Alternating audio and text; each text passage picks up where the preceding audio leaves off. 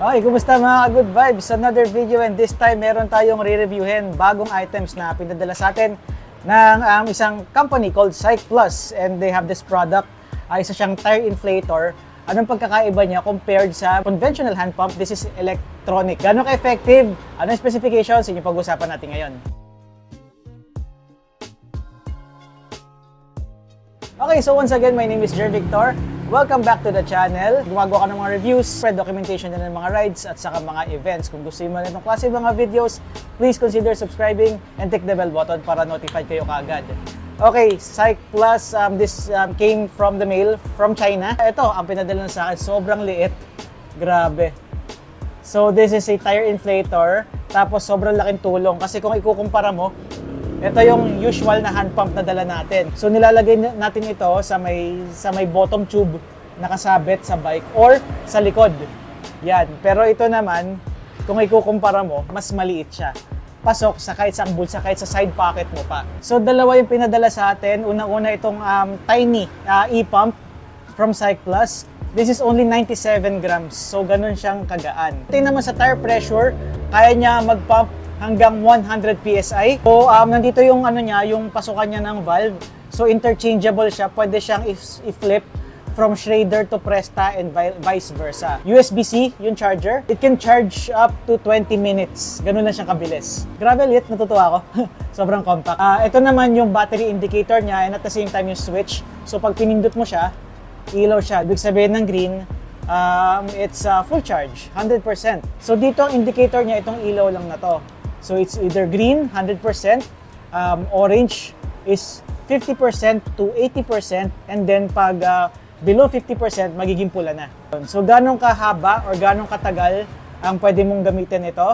Sa 700 by 25C na gulong sa road bike, kaya niya up to 2 times mo gagawin from 0 to 80. Yan, so what's in the box? Ito na, nalabas ko na kasi kinailangan ko nung nag-ride sa Baler. Pero hindi ako naplatan, so hindi ko siya nagamit. So, ang kasama ng box is the unit itself. Tapos, meron siyang silicone case. So, pwede mo siya ipasok dito. Mamaya ipasok natin. Okay, so the unit, ano ba meron sa kanya dito? Ito yung USB-C port. Ayan. Ito naman yung battery indicator. Tapos, or power button din as well. And ito naman yung pasukan ng valve. Lagyan natin ng silicone case. Ayan, para ma-check natin kung ano yung itsura niya pag nakabalot. Yan, for extra protection na rin. Ganda, di ba? Dito naman sa kahon, ito yung instructions manual. So it's called Cyc Plus Cube. Ayan, Cyc Plus Cube. Ito yung pinaglagyan. So ito yung pouch niya. Yan.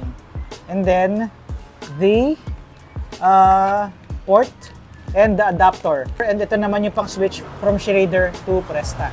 Ayan. So yun yung mga kasama sa kahon. Okay, so ito naman yung Cyc Plus Cube Pro Max. Yan, parang cellphone lang. Yan. So, ganong kalaki siya, ikumpara natin, napunit. Gano'n siyang kalaki compared dun sa Cube Lite. Magpagamit ka naman. Okay, unboxing time. This is the instructions manual. And, ang kasama dito, ito yung pouch. There you go. At ito naman, meron siyang valve extension. Yan. So, hindi lang siya yung igagano mo lang sa valve. May extender din siya. Kasya kaya to? Try natin. Ay, hindi. Mas malaki. Yan. And this is the whole unit. Ayun. So, siya kailangan niya na extender. Para mas easy access, saka may leverage. Mukha siya elepante. You know? Actually, hindi siya hassle dalhin. Kasyang-kasya pa rin sa bulsa at hindi siya ganun ka-bulky compared dito sa hand pump. Ang difference pa pala niya, pinaka-important na difference is meron siyang gauge. Ayan, so how do you turn this on? Siguro i-ano lang natin to. Yun. So right now nakaset siya as 120 PSI at pwede mo siyang iset. Ganun siya. Adjustable na. So yun yung difference nila dito sa Cube Lite. Ayan. Ganda. So yan, sa kanya, ito lang, pipress mo. Dito naman, meron siyang indicator. Ang galing. Nakatawa naman. Yun, so meron na akong spare. Anong difference naman nila sa capacity? This can inflate up to 4 tires from 0 to 100. Yan ang Pro Max. Ito naman, dalawa lang. Dalawang full sa 700 by 25C up to 100 PSI. Ito naman, apat na beses. So kung apat na beses ka ma-flat lang, problema. Okay, so these are the two e-pumps that were sent to me by Cycplus. SRP, the prices may vary depending on the shop. You can order them online. I-send ko na lang yung link sa description para makita nyo yung prices doon. Ipa-flash ko na lang dito sa screen. Ito maliit, the AS2 or the Cycplus Cube Lite AS2.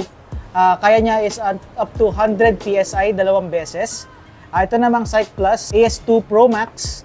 Ang kaya niya is 120 PSI. That's with a 700 by 25C na tire. So dito, ang charging time is 20 minutes, pero dito naman 1 hour kasi nga mas malaki yung capacity niya. Weight 97 grams, ito naman 205 grams. Pero it doesn't bother me at all. Kahit ipasok ko to sa bulsa ko, hindi ako mababother pag nasa back pocket.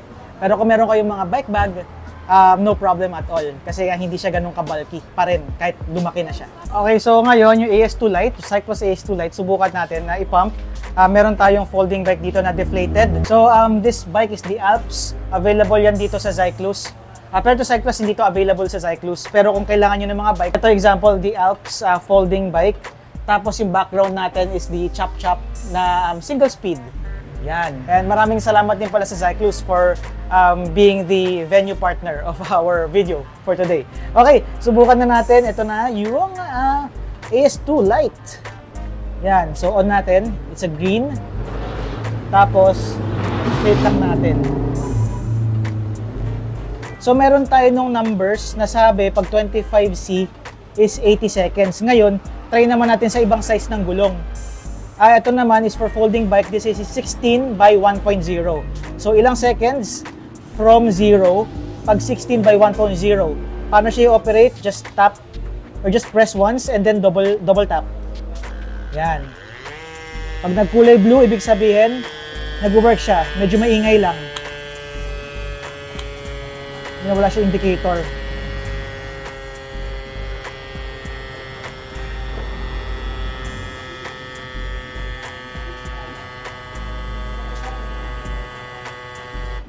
Yan.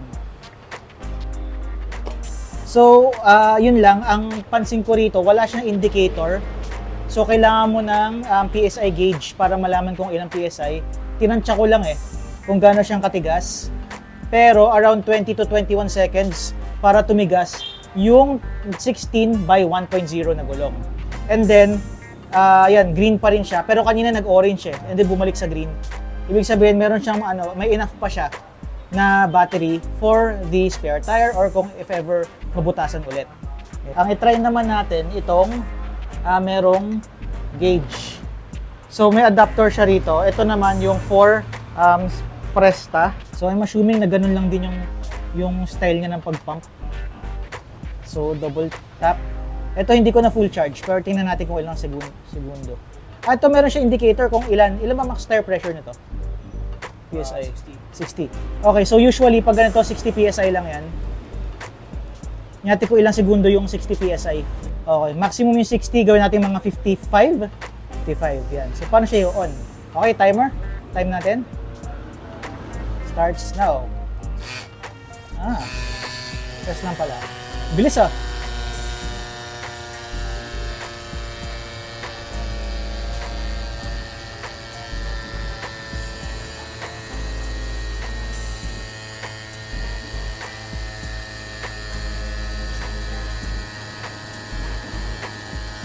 Yeah. Tigas masyado. 50 lang. Yan. Okay, so 50 PSI, 28 seconds. Yan, 50 PSI. Ang takot akong 55 ang bigat, ang tigas na masyado. Yun So nasa ganun lang siya, nasa around 28 to 29 seconds para sa 50 PSI sa 16 by 1.0. So yan, real world test. At na-check natin kung paano kesa naman yung mga hand pump na hindi natin alam kung ilang segundo. Pero meron na akong personal na hand pump na ginagamit, yung mas maliit pa rito. Ang tansya ko noon, pag road bike ang gamit ko, it's 200 pumps para below 90 PSI. So enough lang para makauwi ako. Pero isipin mo, nag 200 pumps ka, tapos mababawasan pa yung hangin. Minsan pag hugot mo, matatanggal pa yung valve, so 200 pumps ulit. So yung mga ganong inconveniences.